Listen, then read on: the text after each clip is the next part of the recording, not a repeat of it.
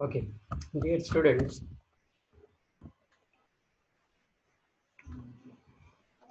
so we'll start chapter 9, mechanical properties of solids. इससे पहले हमने 8 लेसन तक का डिस्कशन कर लिया था। आपने अगर सारा रिवीजन कर लिया है तो आपको याद होगा कि आगे की जो मैकेनिकल प्रॉपर्टीज थी वो क्या है। सॉलिड्स की भी मैकेनिकल प्रॉपर्टीज हम देख लेते हैं। मैकेनिक्स के बेसिक रूल्स आपको पता है कि force, momentum, then kinetic energy, potential energy, ये सब क्या होता है। अब यहाँ मैकेनिकल प्रॉपर्टीज ऑफ सॉलिड्स में हमें यह डिस्कस करना है कि basically the material, every material can exist in 3 different forms: in solid, liquid and gases. All the 3 different forms have different physical properties, तो उसे हम मैकेनिकल प्रॉपर्टीज कहते हैं। क्योंकि प्रॉपर्टीज मैकेनिकल और केमिकल ऐसे अलग अलग टाइप की हो सकती हैं।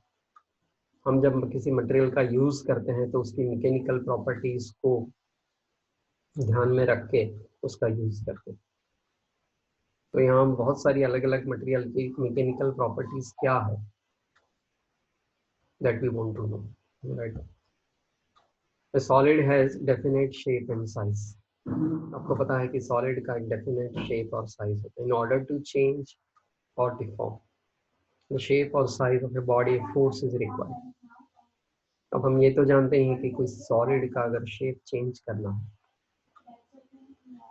तो naturally force apply करना पड़ता है. If you stage the helical spring by gently pulling its ends, the length of the spring increases slightly. When you leave the ends of the spring, it again regains its original shape. तो हम force apply करते हैं तो deformation produce होता है। Force जब release कर देते हैं तो फिर से वो अपनी ओरिजिनल पोजीशन में आता है। वैसे ये सब प्रॉपर्टी सारे मटेरियल में नहीं है, लेकिन जिसमें है उसको इलास्टिक मटेरियल कहते हैं, और the property is said to be the elasticity.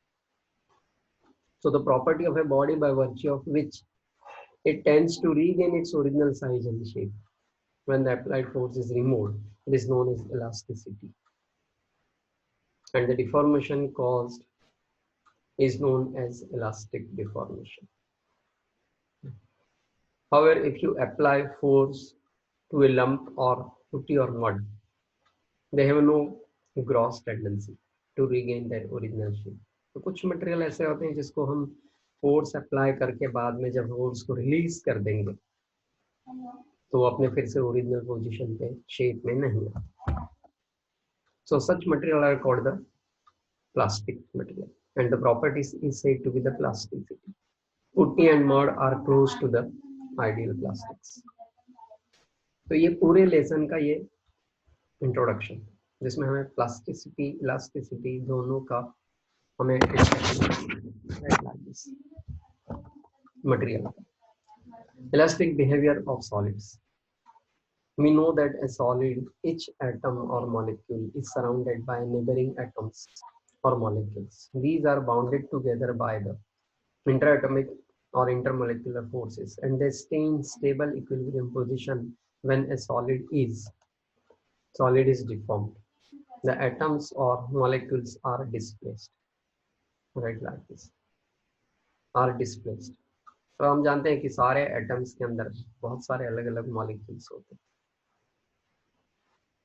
Neighbouring molecules, उसके साथ वो बाउंडेड होते हैं. इंटरएटॉमिक फोर्सेस होता है. Interatomic forces will behave exactly as a spring.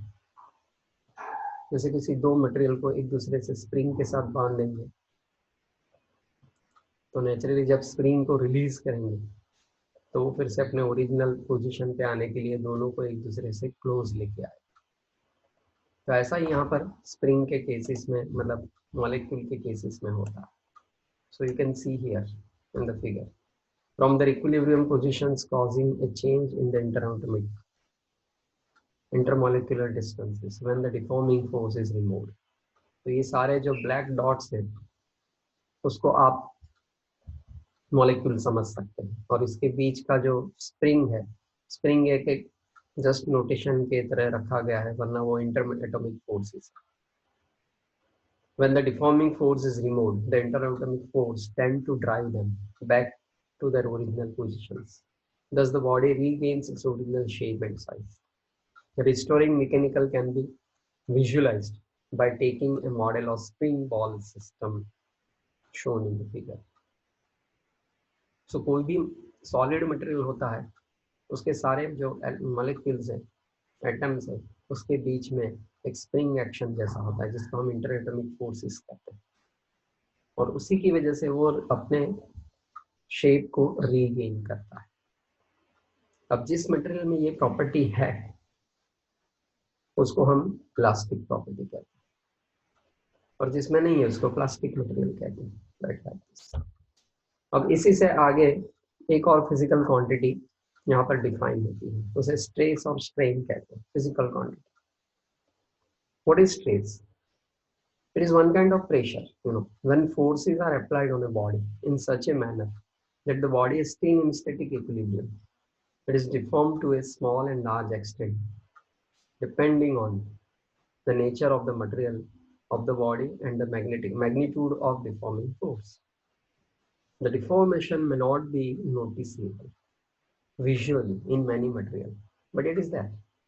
जैसे स्टील के तार को हम खींचते हैं तो उसके अंदर भी डिफॉर्मेशन आता है, उसकी लेंथ भी इंक्रीज होती है या डिक्रीज होती है, लेकिन वो इतनी कम इंक्रीज और डिक्रीज होती है कि हमें दिखाई नहीं देती। हमको लगता है कि इसमें कोई चेंजेस आए नहीं, but it is not that.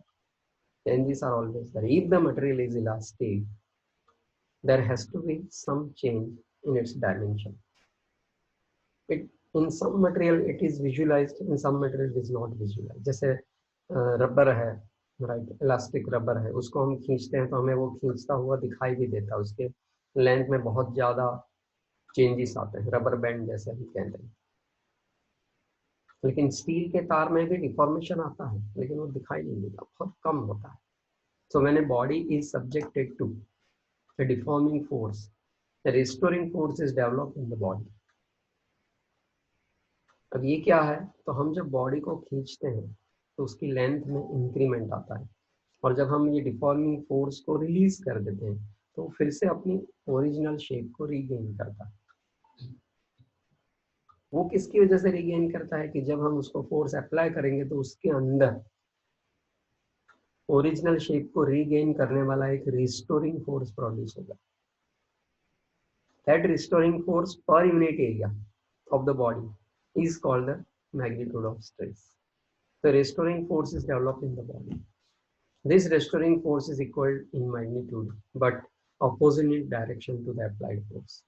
The restoring force per unit area is known as a stress. इसको हम stress कहते हैं। ये एक टाइप का प्रेशर है, क्योंकि स्ट्रेस और प्रेशर दोनों के डायमेंशन सेम ही है, force upon area. The restoring force per unit area is known as a stress. If F is the force applied normal to the cross-sectional area A, and A is the area of cross-section of the body, then magnitude of stress F upon A, equation 1. ऐसा unit क्या आना चाहिए? Newton पर metre square. क्यों? क्योंकि force newton और A मतलब metre square, so newton पर मीटर स्क्वायर। खैर इसको हम पास्कल भी कहते हैं। पास्कल वाज ए साइंटिस्ट, तो उसने ये सब डिफाइन किया था, तो उसके ऑनर में हम इस यूनिट को पास्कल कहते हैं, PA. So 1 pascal is equal to 1 newton पर metre square, and its dimensional formula is ml - 1 t - 2। Pressure का जो डायमेंशन है वो इसका है। Now there are 3 ways in which the solid may change its dimension when an external force acts on it.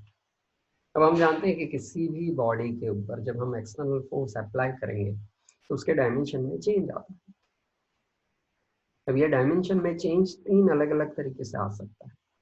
1 dimensional change मतलब सिर्फ length increase होता है, 2 डायमेंशनल चेंज मीन सिर्फ एरिया इंक्रीज होता है, एंड 3 डायमेंशनल चेंज जिसमें volume पूरा increase होता है, वॉल्यूम भी इंक्रीज होता है, right. So these are shown in the figure. Next figure में ये सब दिखाया हुआ। ये देख लीजिए, ए में क्या है? Only length is increase. पहले लेंथ कैपिटल एल था, अब capital L plus delta L हो गया। सेकेंड में एरिया इंक्रीज होता है या डिफॉर्मेशन आता है किसी अलग टाइप का। थर्ड में भी डिफॉर्मेशन है। फोर्थ में पूरा वॉल्यूम चेंज हो रहा है, सभी जगह से प्रेशर आएगा तो बॉडी छोटी हो जाएगी, इसका मतलब इसका वॉल्यूम कम हो जाएगा, right like this. In figure A, cylinder is stretched by two equal forces applied normal to its cross-sectional area. The restoring force per unit area in this case is called the tensile stress. अब देख लीजिए, जिस force की वजह से, जिस stress की वजह से सिर्फ लेंथ इंक्रीज होती है, इंक्रीज, उसे टेंसाइल स्ट्रेस कहते हैं। और उसी फोर्स की वजह से लेंथ अगर डिक्रीज हो रही है तो उसको कॉम्प्रेसिव स्ट्रेस कहते हैं। कॉम्प्रेस मतलब नेचुरली छोटा करना, और टेंसाइल मतलब इंक्रीज, बड़ा करना, right like this. So force applied normal to the cross sectional area, restoring force per unit area in this case is called the tensile stress. If the cylinder is compressed under the action of applied forces, the restoring force per unit area is known as a compressive stress. सब समझ रहे हैं? It is called the compressive stress. Tensile or compressive stress can also be termed as longitudinal stress. अब दोनों का combined नाम longitudinal है। Longitudinal में लेंथ इंक्रीज भी हो सकती है और डिक्रीज भी हो सकती है, that depends on the direction of the force. In both the cases there is a change in the length of the cylinder. The change in the length delta L to the original length L of the body is known as a longitudinal strain. इसका मतलब है एक ratio ले लेते हैं कि length में change कितना है, तो डेल्टा है, और ओरिजिनल लेंथ कितनी थी, L, तो इन दोनों का रेशियो जो है उसको लॉन्गिट्यूडनल स्ट्रेन कहते हैं। अब आप इक्वेशन पर से देख के बता सकते हैं कि इसका यूनिट क्या आएगा, मीटर नो, इसका यूनिट है नो यूनिट। क्यों? क्योंकि मीटर डिवाइडेड बाय मीटर, तो दोनों का यूनिट सेम है, तो मीटर अपॉन मीटर करेंगे तो नो यूनिट आएगा। तो स्ट्रेन को कभी कोई यूनिट नहीं होता है। स्ट्रेस का यूनिट क्या है, प्रेशर का यूनिट, मीटर, न्यूटन पर मीटर स्क्वायर, जबकि इसका यूनिट क्या है, no unit, right. However, if two equal and opposite deforming forces are applied to parallel to the cross-sectional area of the cylinder as shown in B, there is a relative displacement between the opposite faces of the cylinder. अब देखिए आगे की जो figure थी यहाँ पर, अब equal and opposite forces अगर दो सरफेसेस के बीच में अप्लाई कर दिया तो ये पूरा इधर हट जाएगा और ये इस तरफ जाएगा, इसका मतलब इसके अंदर डिफॉर्मेशन आ जाएगा, इसके अंदर एंगुलर स्ट्रेन आ रही। एंगुलर स्ट्रेन मतलब न तो इसकी लेंथ बढ़ेगी, न एरिया बढ़ेगा, न वॉल्यूम बढ़ेगा, लेकिन उसका ओरिएंटेशन चेंज हो जाएगा। तो जिसमें ओरिएंटेशन चेंज होता है उसको कहते हैं tensile, this thing, shearing stress, that is. So however, if two equal and opposite deforming forces are applied to the parallel to the cross-sectional area of the cylinder as shown in figure B, there is a relative displacement between the opposite faces of the cylinder. The restoring force per unit area developed due to the applied tangential force is known as a tangential या तो उसको shearing stress कहते हैं, shearing stress. If a result of applied tangential force, there is a relative displacement delta x between the opposite faces of the cylinder as shown in figure. तो उसके अंदर कितना है, डेल्टा x जितना, ये देख लीजिए यहाँ पर डेल्टा x जितना तो डिस्प्लेसमेंट है। सो डेल्टा x की फॉर्मूला मतलब उसकी वैल्यू क्या आएगी, शेयरिंग स्ट्रेस की delta x upon change in volume divided by original length, so that is tan theta. The strain so produced is known as a shearing strain and is defined as the ratio of the relative displacement of the four faces delta x to the length of the cylinder L. इसको हम tan theta से भी express कर सकते हैं। Theta is the angular deformation. Theta is angular deformation, right, like this, where theta is the angular displacement of the cylinder from the vertical original position of the cylinder. Usually theta is very small. Thus, shearing strain is equal to tan theta. So tan theta is approximately equal to theta. अब figure D में देख लीजिए, ये आगे जो figure है, ये D के अंदर क्या है, एक बॉडी है जिसको सभी तरह से अंदर की तरफ फोर्स लग रहा है, तो ये total force divided by total area, right, उसको हम क्या कहेंगे, that is nothing but volumetric strain. The solid sphere placed in the fluid under high pressure is compressed uniformly on all sides. मतलब ये 3-dimensional space, ये 3-dimensional strain. The force applied by the fluid acts in perpendicular direction at each point of the surface, and the body is said to be under hydraulic compression. उसके अंदर hydraulic compression है, compression, body छोटी हो जाएगी. This leads to the decrease in its volume without any change of its geometrical shape. The body develops internal restoring force. तो उसके अंदर भी internal restoring force होता है. कैसे कि जब वो external जो भी stress है वो कम हो जाएगा, तो अंदर का जो भी stress है वो उसको फिर से उसके original shape में लाने की कोशिश करेगा. The body develops internal restoring forces that are equal and opposite to the forces applied by the fluid. The body restores its original shape and size when taken out from the fluid. The internal restoring force per unit area in this case is known as a hydraulic stress.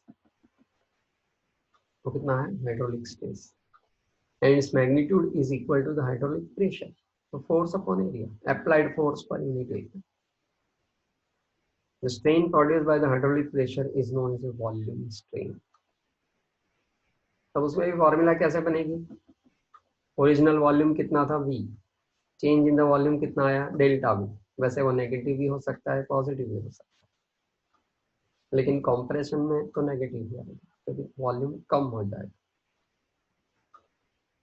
So the strain produced by the hydraulic pressure is called the volume strain, and it is defined as the ratio of the change in volume delta v to the original volume v. So delta v upon v.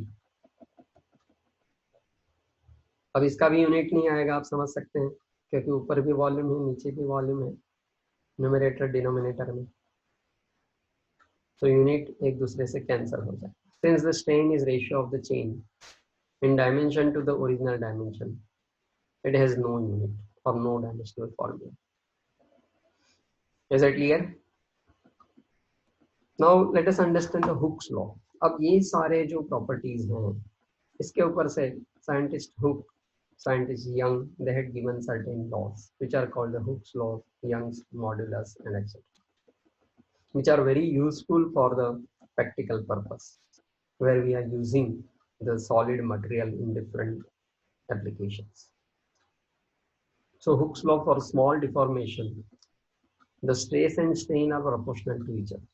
Scientist Hooke, what he suggested, कि कोई भी solid body है तो उसको small proportion के deformation तक stress और strain हमेशा एक दूसरे को proportional होते हैं. So stress is always proportional to strain, or strain is always proportional to stress. This is known as a Hooke's law. Stress proportional to strain. अब stress is equal to, equal करेंगे तो k times strain हो जाएगा, where k is called the constant of proportionality, and it is known as a modulus of elasticity. Modulus elasticity का एक constant उसे कहते हैं, इलास्टिसिटी का constant, it is a constant of elasticity. So ये बहुत इंपॉर्टेंट है जानना, that is stress is equal to k times strain, or k is equal to stress upon strain. That means up to certain extent the ratio of the stress and strain always remains constant, and that constant is called the modulus of elasticity. Is it clear? Now stress strain curve, this is very important. इस curve से हमें ये पता चलता है कि किसी भी मटेरियल को डिफॉर्मेशन कितने लिमिट तक हम कर सकते हैं, क्योंकि किसी भी मटेरियल को जब स्ट्रेस अप्लाई करेंगे तो उसमें स्ट्रेन प्रोड्यूस होता है, और जब स्ट्रेस को रिलीज कर देंगे तो वो फिर से अपने ओरिजिनल शेप में आ जाता है. लेकिन ये सब जो हो रहा है वो पर्टिकुलर लिमिट में होना चाहिए. अगर हम जो अप्लाइड स्ट्रेस है वो लिमिट के बाहर अप्लाई करेंगे तो मटेरियल परमानेंटली डिफॉर्म हो जाएगा, then it will not again regain its original shape, cannot regain its original shape. Why? Because the material will be permanently deformed, वो टूट जाएगा या ब्रेक हो जाएगा।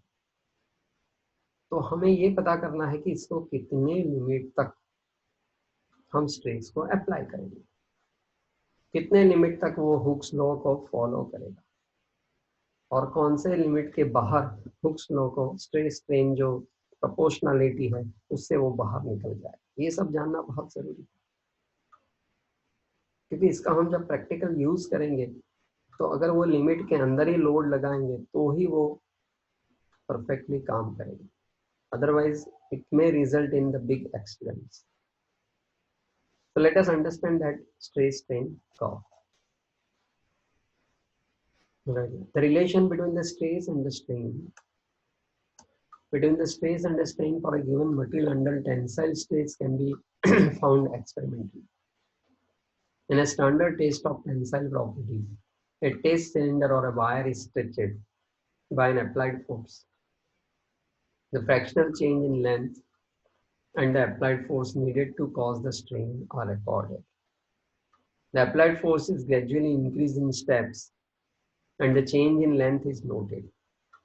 Graph is plotted between the stress, which is equal in magnitude to the applied force per unit area, and the strain produced. The typical graph for a metal is shown in the figure. The stress strain curve vary from material to material. अब naturally ये सारे जो curves हैं वो अलग अलग material के लिए अलग अलग होंगे, क्योंकि सारे मटेरियल की जो स्ट्रेंथ है या इलास्टिक प्रॉपर्टी है वो सेम नहीं है। आप जानते हैं ऑर्नामेंट्स जो होते हैं तो गोल्ड से बनाए जाते हैं, सिल्वर के बनाए जाते हैं, लेकिन आयरन से नहीं बनाए जाते। इट इज नॉट पॉसिबल, क्योंकि इतने छोटे छोटे जो उसके अंदर जो काम होता है और छोटे जो तार होते हैं वो आयरन से नहीं बन सकते, पॉसिबल नहीं। सो हर एक मटेरियल की फिजिकल प्रॉपर्टी अलग अलग। The stress strain curve vary from material to material. These curves helps us to understand how a given material deforms with increasing loads. From the graph we can see that the region between O2, अभी ये रहा पूरा graph यहाँ पर दिखाया हुआ, जिसमें x axis के ऊपर स्ट्रेन लिया हुआ है, y एक्सिस के ऊपर स्ट्रेस लिया हुआ है। चलिए हम शुरू करते हैं जीरो से। जैसे जैसे स्ट्रेस बढ़ रहा है स्ट्रेन भी बढ़ रहा है, इंक्रीज हो रहा है, लेकिन थोड़े थोड़े इंक्रीज हो रहा है। It goes up to A, देख लीजिए ए के point up to point A, stress and strain are directly proportional up to point A. Point A से बी तक थोड़ा सा डिफॉर्मेशन शुरू हो जाता है, इसका मतलब है प्रोपोर्शनलिटी की जो लिमिट है वो ए पे खत्म हो जाती है। तो इसके बाद भी प्रोपोर्शनल तो रहता है, लेकिन डायरेक्टली प्रोपोर्शनल नहीं है, उसकी वैल्यू चेंज हो जाती है। It goes up to B point, B point को हम याइल्ड पॉइंट कह सकते हैं, राइट। बी से सी तक परमानेंट सेट हो जाता है, परमानेंट सेट। सी के बाद वो अपना ओरिजिनल शेप रीगेन नहीं कर सकता, इसीलिए उसको परमानेंट शेप कहते हैं। इसका मतलब ये हुआ कि हम किसी भी मटेरियल को सी तक ही खींच सकते हैं, उससे ज्यादा खींचेंगे तो क्या होगा, वो अपना ओरिजिनल शेप फिर से रीगेन नहीं कर सकता। सी से डी तक और भी बहुत ज्यादा डिफॉर्मेशन आ जाएगा, काफी सारा डिफॉर्मेशन आ जाएगा, और डी के बाद भी और खींचेंगे तो फ्रैक्चर हो जाएगा, मतलब बॉडी टूट जाएगी। सो increasing loads graph we can see that the region between O to A, the curve is linear. In this region Hooke's law is obeyed. The body regain its original shape dimension when applied force is removed. In this region the solid behaves as an elastic body. तो ये elastic body है A तक. In the region from A to B stress strain are not proportional. देख लीजिए यहाँ proportionality खत्म हो गई, A तक ही proportionality. Nevertheless, the body still regain its original dimension when the load is removed. मतलब elasticity यहाँ तक बनी रहती है. लेकिन यहाँ से फिर इलास्टिसिटी भी खत्म होने लगती है, right, like this original shape. The point B in the curve is called the yield point, also known as the elastic limit, and the corresponding stress is known as the yield stress. उसको sigma y कहते हैं, sigma y material, right, like this. Then after, if the load is increased further, the stress developed exceeds the yield strain, and the strain increases rapidly when the small change in the state. The portion of the curve between B and D shows this. Where the load is removed, when the load is removed, say at point C between B and D, the body does not regain its original dimension. In this case, even when the stress is zero, the strain is not zero. हम stress को अगर zero भी कर देंगे तो strain zero नहीं होगा. The material is said to have permanent set. Permanent set मतलब वो एक अलग डायमेंशन में परमानेंटली आ जाएगा, तो फिर से उसका original dimension, original shape regain नहीं कर सकता, उसका लुक चेंज हो जाए. The point D on the graph is ultimate tensile strength of the material. Beyond this point, additional strain is produced even by the reduced of applied force and fracture occurs at point E. If the ultimate strain and fracture point D and E are close, the material is said to be brittle. तो उसको E तक ले जाएंगे तो brittle हो जाए. मतलब ये D और पॉइंट E पॉइंट कितने पास पास में है, इसके ऊपर से पता चलेगा कि वो मटेरियल ब्रिटल है या इलास्टिक है. Brittle. If they are far apart, it is called the material is said to be ductile. अगर वो बहुत दूर है तो डक्टाइल, और बहुत पास में है तो ब्रिटल. ब्रिटल मटेरियल कैसा होता है, जो फौरन टूट जाता है. जैसे मिट्टी की चीजें होती हैं वो फौरन टूट जाती है, ग्लास है फौरन टूट जाता है, ब्रिटल. Is that clear? तो ये जो पूरा एक थियरी है पहले वाला, जिसके अंदर स्ट्रेस स्ट्रेन कर्व है, ये आपको पूरा ये एक्सप्लेन कर, ये 3 मार्क्स में पूछ सकते हैं. Elastic modulus. The ratio of stress and strain is called the modulus of elasticity. वो हमने पहले ही देखा. It is found to be the characteristic of material. अब इसके ऊपर से scientist Young had given the important equation which is called Young's modulus. Experimental observations show that for a given material, the magnitude of the strain produced is same whether the stress is tensile or compressive. The ratio of tensile or compressive stress sigma to the longitudinal strain E is defined as Young's modulus. अब देख लीजिए, stress को हम sigma से indicate करेंगे और strain को epsilon या तो E से इंडिकेट करेंगे. Young's modulus, and it is denoted by the Young modulus Y. So Y is equal to sigma upon E. अब सिग्मा की ऑलरेडी फॉर्मूला अपने पास है, कौन सी, फोर्स अपॉन एरिया. E की ऑलरेडी हमारे पास फॉर्मूला है डेल्टा L अपॉन L. तो ये इक्वेशन 5 हो गया. Since strain is dimensional as quantity, unit of Young modulus is the same as that of the stress. क्योंकि नीचे तो कोई यूनिट है नहीं, तो न्यूमरेटर का यूनिट है प्रेशर का, न्यूटन पर metre square. So Young modulus का यूनिट क्या हो गया, न्यूटन पर मीटर स्क्वायर या तो पास्कल. परफेक्टली इक्वेशन समझ में आ रहा है? Is very easy. Young modulus is equal to stress upon strain. Stress has the unit of pressure, that is newton पर मीटर स्क्वायर. स्ट्रेन का कोई यूनिट नहीं है, सो यंग मॉड्यूलस का यूनिट जो होगा वो स्ट्रेस का ही यूनिट होगा. क्लियर? अब ये हमें एक्सपेरिमेंटली पता करना है. Deformation of Young's modulus, determination of Young modulus of material of a wire. तो हम क्या करेंगे, एक रिजिड सपोर्ट लेंगे फिलिंग पे, वहां से ए और बी 2 वायर हैंग करेंगे. दोनों वायर स्ट्रेट रहे, उसकी वजह से दोनों के नीचे एक बेस वेट हैंग कर देंगे. दोनों के नीचे पान लगा हुआ है, उस पान के अंदर डेड वेट रखा हुआ है. वायर ए को हम रेफरेंस वायर कहते हैं, वायर बी को एक्सपेरिमेंटल वायर कहते हैं। एक्सपेरिमेंटल वायर क्यों? क्योंकि जिस वायर की स्ट्रेंथ हमें पता करनी है, जिसके लिए एक्सपेरिमेंट करना है, उसको हम वायर बी के तौर पे लेंगे। इसके साथ एक पॉइंटर अटैच्ड है और यहाँ जो सामने है उसके साथ एक मेन स्केल और उसके साथ एक वर्नियर स्केल अटैच्ड है। इनिशियली हम ये सारी अरेंजमेंट ऐसी रखेंगे कि बी वायर के साथ जो पॉइंटर है वो ए वायर के साथ का वर्नियर स्केल है उसके किसी एक पर्टिकुलर नंबर या तो 0 0 के साथ एडजस्ट हो जाए।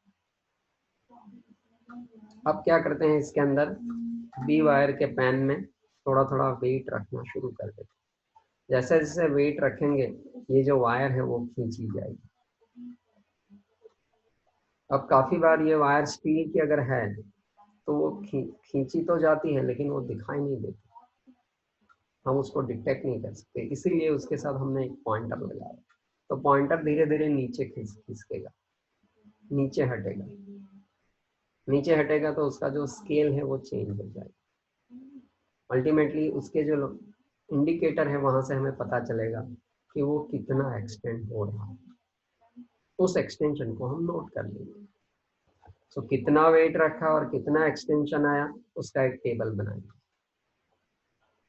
और उसकी एवरेज वैल्यू पर से हम पता करेंगे कि स्ट्रेस कितना है और स्ट्रेन कितना है। राइट, तो चलिए एक्सपेरिमेंट रीड करते हैं। Typical experimental arrangement to determination of Young's modulus of a material of a wire under the tension is shown in figure. It consists of two long straight wires of same length and equal radius suspended side by side from the fixed rigid support. ये fixed rigid support. The wire A, which is called the reference wire, carries a meters main scale M and a pan to place a weight. The wire B, called the experimental wire, of uniform area of cross section, also carries a pan in which known weight can be placed. उसके अंदर known weight हम रखेंगे जिसकी value हमें पहले से पता होगी।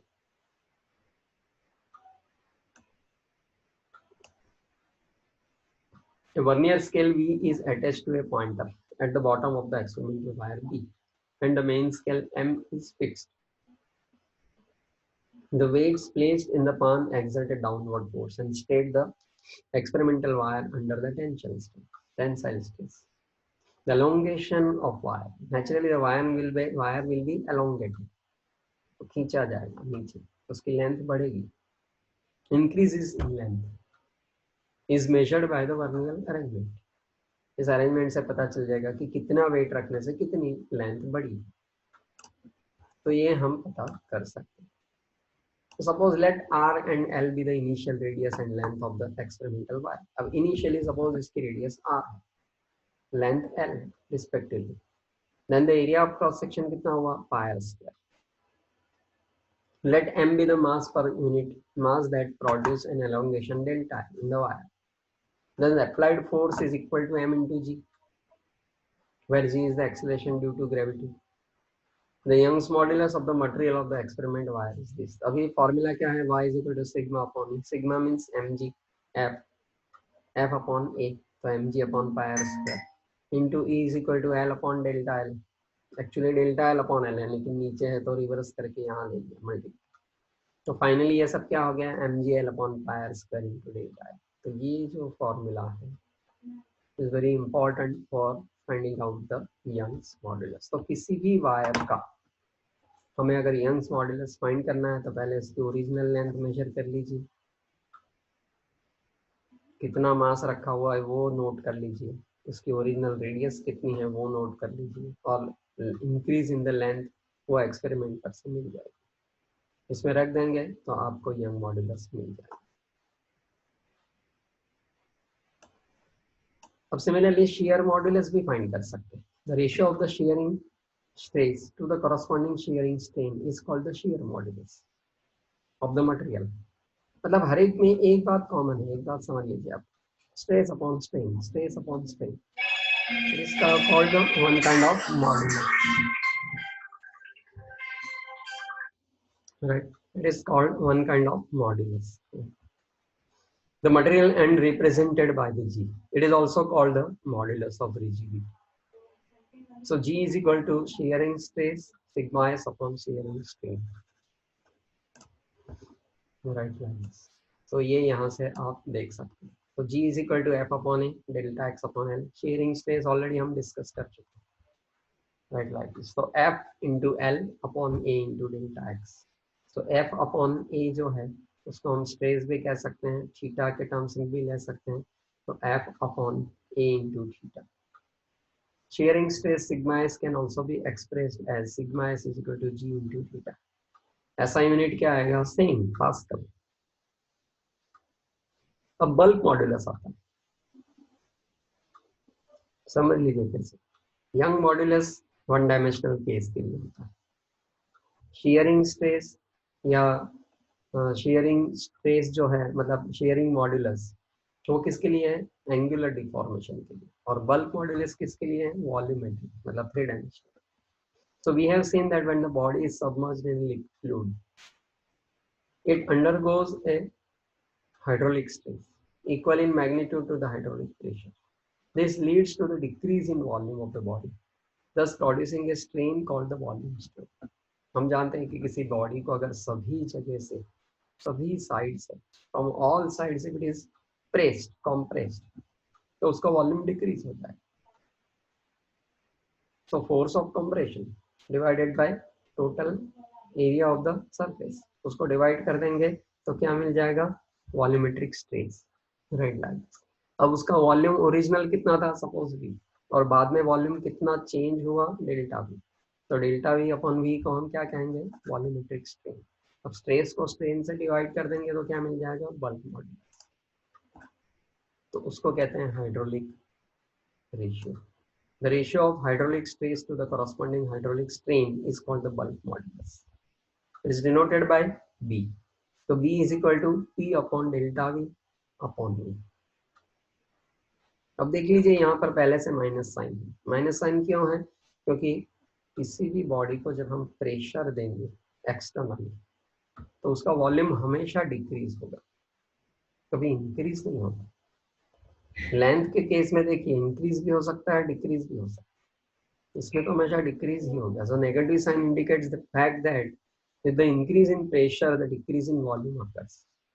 That is, if P is positive, delta V is negative. Thus for a system in equilibrium the value of bulk modulus B is always positive. ऐसा यूनिट क्या आएगा? सेम न्यूटन पर metre square pascal. It is a pressure. The reciprocal of bulk modulus is called the compressibility and is denoted by K. It is defined as the fractional change in the volume per unit increase in pressure. So 1 upon B मतलब B को 1 upon कर दीजिए तो compressibility आएगी. So higher is the compressibility, higher forces pressure is required to compress the material. Right like this. Formula पता चल गया आपको.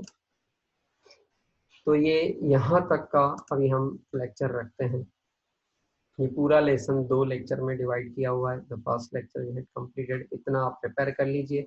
नेक्स्ट लेक्चर में हम इसका दूसरा पार्ट देखेंगे.